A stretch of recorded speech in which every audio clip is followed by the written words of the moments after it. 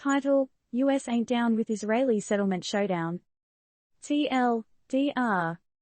US State Department gives a familiar side-eye to Israel's green light for 5,700 new homes in the West Bank. Matt Miller, our beloved spokesman, finds himself on repeat, stating the US's long-standing concern that these settlements complicate a negotiated two-state solution.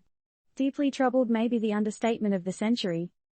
In a dazzling display of diplomatic déjà vu, U.S. State Department spokesman Matt Miller found himself on replay during a recent press briefing. The hot-button issue? Israel's new plan to build 5,700 shiny settlements in the ever-controversial West Bank. Miller didn't whip out a fresh soundbite for this occasion, but he did hit that classic track: "We believe that settlements are an impediment to a negotiated two-state solution along 1967 lines."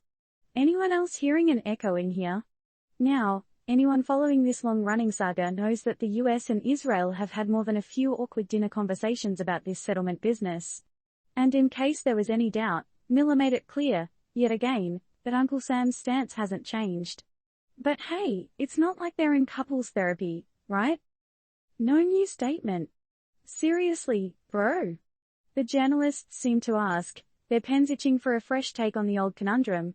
But Matty Boy just hit him with a rewind, rehashing his office's statement from last week when Israel spilled the beans on its construction plans.